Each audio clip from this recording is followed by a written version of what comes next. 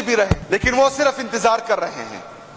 वो सिर्फ इमरान खान के इशारे का इंतजार कर रहे हैं, वो सिर्फ इमरान खान की चुटकी का इंतजार कर रहे हैं। और जिस दिन इमरान खान ने चुटकी दी तो बांग्लादेश तो छोड़ें, आप पूरी दुनिया की इनकिलाब भूल जाएंगे और अवाम का समंदर आप पाकिस्तान की रोडों पर देखेंगे और फिर किसी को सर छुपाने की जगह नहीं मिलेगी। इमरान खान जेल से बोल रहा है, अगर मुझे जेल में कुछ हुआ तो इसका जिम्मेदार DGISI और चीफ ऑफ आर्मी स्टाफ होंगे। ये कोई छोटी बात नहीं है। पाकिस्तान की सबसे मकबूल तरीन सियासी जमात का, सबसे ज्यादा सीटें लेने वाली जमात का वो बानी है, साबका वजीर आजम है। अगर वो ये कह रहा है तो इस पर जो है कौम को सीरियस होना चाहिए, इस पर इदारों को सीरियस एक्शन लेना चाहिए। हमारे साथ बार बार जुल्म हुआ, हम GHQ नहीं जा सकते, हम कोर कमांडर हाउस नहीं जा सकते, तो इनकी जुर्रत कैसे हुई कि ये पार्लियामेंट हाउस जाते हैं और जमहूरियत पर शब खून मारते हैं।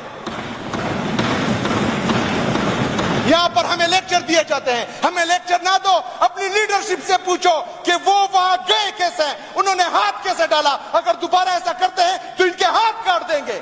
जिन्होंने ऐसा किया, जो मुलविस है इसमें, उनको सरेआम टी चौक में फांसी दे, ताकि फिर आइंदा नस्लों तक ये सजा वो याद रखे और कोई भी जो है इस पार्लियामेंट हाउस में या पार्लियामेंट हाउस की तरफ मेली आंख से ना देखे। और पूछे तो डंडे बरसते हैं, जेलों में डाला जाता है, हक बोल नहीं सकते। अगर आप लोगों ने हमारा मुकाबला करना है तो डंडों से नहीं, अगर आपने हमारा मुकाबला करना है तो बंदूकों से नहीं, नर्क के बच्चे बनो और इकोनॉमी में हमारा मुकाबला करो, मईशत में हमारा मुकाबला करो, रिफॉर्म्स में हमारा मुकाबला करो, पाकिस्तानी अवाम को शऊर देने में हमारा मुकाबला करो। इनको सियासत का क्या पता है, जिन्होंने सारी उम्र जो है A for America, B for bribe, C for corruption, D for dollar, ये ABCD तो इन्होंने पढ़ी हुई है। इनको तो इल्म ही नहीं है कि सियासत है किस चीज का नाम। हमें सिखा देते हैं कि तुम लोग ये है, वो तुम लोग वो। ये लोग जो हैं वो इमरान खान को मिटाने में लगे हुए हैं। इमरान खान जेल से क्लियर कट मैसेज दे रहा है जनाब स्पीकर साहब, लेकिन 9 मई सिर्फ नहीं,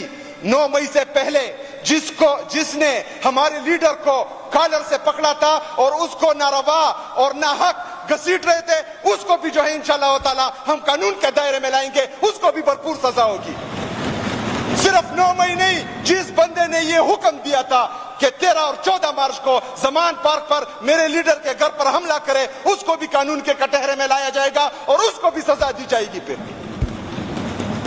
जनाब स्पीकर, 9 मई का नुकसान सबसे ज्यादा हमें हुआ। हमने शोहदा पेश किए इस कौम की खातिर, इस मुल्क की खातिर। हम इमरान खान से क्या चाहते हैं?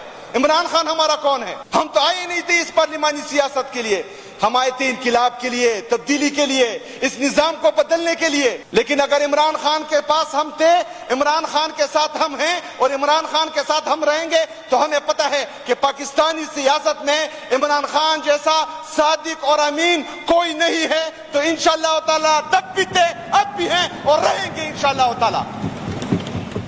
जनाब speaker, economy, reforms, foreign reserve, current deficit, foreign deficit, circular debt, इन सब का पूछो। 9 मई 9 मई 9 मई। अगर यही लोग जो आज कह रहे हैं कि हमारा सियासत से कोई लेना देना नहीं है, इनकी साजिशों से बैरूनी लोगों के साथ मिलकर, बैरूनी ताकतों के साथ मिलकर, अंदरूनी गद्दारों के जरिए ये साजिशें बार बार करते गए, लेकिन ये नाकाम होते गए। आखिरकार 9 अप्रैल 2022 को यही लोग DGISPR, जिनके बारे में कह रहा है कि हमारा सियासत से कोई लेना देना नहीं है, इन अपोजिशन के अरकान ने कहा है कि हमसे बाजवा ने मुलाकातें की और रिजीम चेंज ऑपरेशन में उनका किरदार रहा। तो ये जो है बिल्कुल पाकिस्तानी कौम को गुमराह करने की एक नाकाम कोशिश हो रही है। लेकिन मैं इनको बताता चलूं कि पाकिस्तानी नौजवान, Pakistani youth is no more ill informed, they are well informed. और उनको पता है कि पाकिस्तान की तबाही का सबब कौन बन रहा है और पाकिस्तान के फैसले कहां पर हो रहे हैं, किसके लिए हो रहे हैं और किसके बुग़्ज़ में हो रहे हैं। जनाब स्पीकर, यहाँ पर जो आज के दौरे हुकूमत है और इस हुकूमत को लाने वाले, इनसे अगर आप पूछो कि इकोनॉमी की क्या पोजीशन है, बोलते हैं 9 मई। अगर इनको पूछो कि रिफॉर्म्स की क्या पोजीशन है, कहते हैं 9 मई। GDP ग्रोथ का पूछो, कहते हैं 9 मई। और इनका जो वीर बबो को जानते भी होंगे, वीर बबो, वीर कहते हैं मातम को पश्तो में, और बबो جو ہے یہ ماتم کی آنٹی، وہ آ جاتا ہے D G I S P R صاحب، وہ جو ہیں وہ پریس کانفرنس کر لیتے ہیں کہ 9 مئی کو ظلم ہوا. کہتے ہیں سیاست میں ہمارا کوئی کام نہیں ہے. اگر سیاست میں کام نہیں ہے تو 9 مئی کی پلاننگ کس نے کی؟ ریجیم چینج آپریشن کی پلاننگ کس نے کی؟ ججز کہہ رہے ہیں کہ یہ ہمارے عدالتوں میں مداخلت کر رہے ہیں، ججز لیٹر کر رہے ہیں کہ یہ مداخلت کر رہے ہیں ہمارے فیصلوں میں. یہ کہاں کا انصاف، یہ کہاں کا قانون ہے؟ کون کروا رہا ہے؟ اگر ججز بے بس ہیں تو وہ صرف اور صرف اوپر یہ جو ایلیٹ کلاس طبقہ بیٹھا ہوا ہے، جن کے باہر ملکوں میں جزیرے ہیں، صرف وہی لوگ جو ہیں ان کو دھمکا سکتے ہیں، ڈرا سکتے ہیں، اور ان کو ڈرا بھی رہے ہیں، دھمکا بھی رہے ہیں. اگر ججز لیٹر کر رہے ہیں تو ہماری کیا حیثیت ہے؟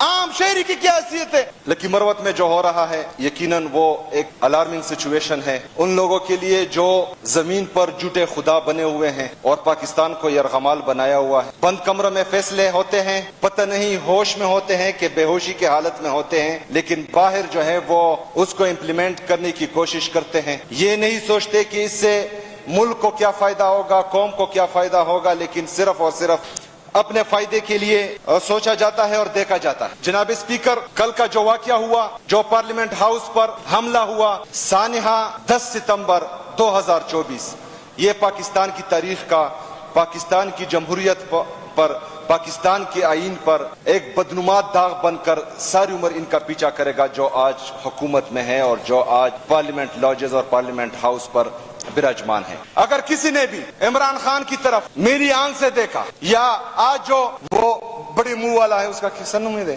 فیصل واوڑا سر، وہ سینٹ میں جو ہے ہمارے لیڈر کے خلاف باتیں کر رہا تھا، سی ایم صاحب کے خلاف باتیں کر رہا تھا، اور ہمیں پتا ہے کہ وہ کس کا پٹو ہے، کس کی بولتی بولتا ہے. اس کی اتنی اوقات نہیں ہے کہ وہ 2 بندے اکٹھے کر سکے، اس کی اتنی اوقات نہیں ہے کہ وہ الیکشن لڑ سکے، الیکشن جیت سکتے، لیکن کسی نے اس کو جو ہے سینیٹر بنا دیا. 2 ٹکی کی اوقات نہیں ہے، وہ ہمارے بارے میں بولتا ہے. ہم یہ بتانا چاہتے ہیں کہ لوگ تنگ ہیں بے روزگاری سے، مہنگائی سے. کوئی مہنگائی سے خودکشی کر رہا ہے تو کوئی بجلی کا بل نہیں دے سکتا، اس کی وجہ سے خودکشی کر رہا ہے.